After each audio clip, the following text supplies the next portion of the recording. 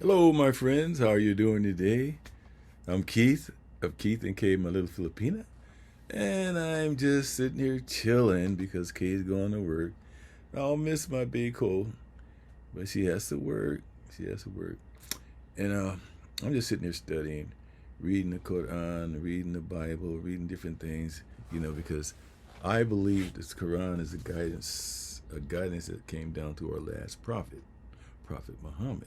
There was all type of prophets came before him, and some were killed, some were uh, served man. Uh, like we had Adam was the first prophet, our first father. Adam was a prophet, and our then Noah came along, and many other prophets in between. You don't hear about in the Quran. Then you have Abraham, the father of nations, who came along. And then you had Moses came along. You had Jesus Christ, who was a prophet. We believe he was a prophet, came along. And the last of all prophets was Muhammad, who came with the last revelations of God. That's the Quran. So I was just reading it. I was studying it. Now I grew up a Baptist in a church, and we were told then, at that particular time, that the devil was a red thing with a pitchfork and a tail, horns in his head, in the ground, and that God was a man, and the angels were dead children that died and went to heaven, became angels, and and a lot of other things I was told that just didn't add up to me then. But I believe it. But as I got older, and as you get older, you think on your own. You go out and you think on your own. You got your own mind, but you listen. Your parents teach you when you're young, and you follow them. You believe them. That's what they believed in. That's what they were taught. But each individual, as he get older, sees things different, and he follows that. So I did. I saw things different because I began to search. I went to Harry Krishner. I went to synagogues. I went to other things. Uh, try to find. I was going to be a Black Panther. My mother said, "No, you're not going to be no Black Panther." So I didn't. And I went to the Nation of Islam. At least you called it Black Muslims at that time. And that's what led me to pure Islam through the Quran. And that's what I believe in. And the Quran says things. The Quran is a perfect book. I haven't found no flaws in it or anything crooked in it at all. It's a perfect book. Other books maybe come out and may have little things that are not true, or little things that are false or something like that. It may have a lot of truth in it, but it may be false in it too. But not the Quran. So I read about the creation of God, the creation of, excuse me, the man. As we know, God created man from stinky clay, dark, muddy clay. God fashioned him in the way he wanted to fashion him, and made a man. Then God breathed into his soul, uh, life. God did. God created man. And one more thing, God created the angels too. The angels were created from light. The angels can't do no wrong. They do exactly what God tells them to do. That's the way God created them. And the devil, Iblis, is not a fallen angel that fell down like I was taught as a youngster, disobeyed God. No, it was another creation. His name was Iblis. He was a jinn. He was the evil jinn. He wasn't evil then, but he became evil when God instructed the angels to bow down to Adam. To bow down to Adam. Not to bow down to any man, but to show him respect. To show him respect. And all the angels bowed down except Iblis. That's when he showed himself. And God asked him, "Why don't you bow down?" And he told God that I'm better than him. You made me from fire. He made him from fire, hot, scorchy wind, fire. And you made him from mud, clay. I'm better than him. He was arrogant. He got haughty and all that. You know. So God kicked him out of paradise. That's the fallen angel. Some of you think it was a fallen angel, but no angels ever fail. The angels obey God. Everything God says, they do it. Everything. They weren't created to be like that. They don't have a free will. Iblis had a free will, just like man. He's a jinn, and he's hidden. He lies within. You can't see him. He lies within. And you see all these killings and stuff going on everywhere, and shootings and robbings. You see it every day, and that's because of Satan. Really, the devil got in your thoughts, got in your mind. He's within. He can see you where you can't see him. Got in your thoughts, in your mind, and start whispering things to you, telling you things. I was also told growing up that Satan was a snake or something like that to talk to you. No.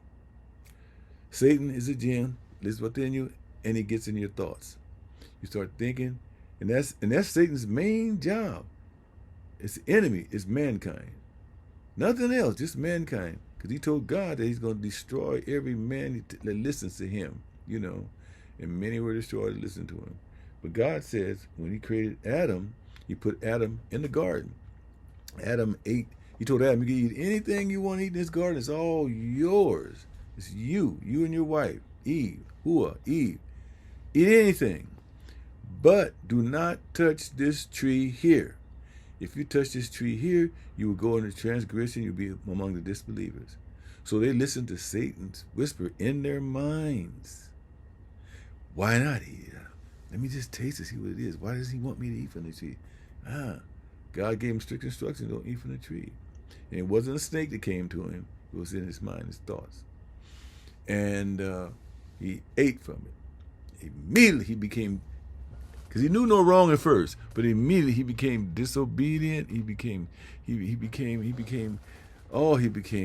shame and hurtful that he disobeyed God, and God told him, I told you not to eat from this tree, but you disobeyed me. And he asked God forgiveness, and God forgave him, but Iblis didn't. That's when Iblis became Satan. He became Satan then, because he affected other people.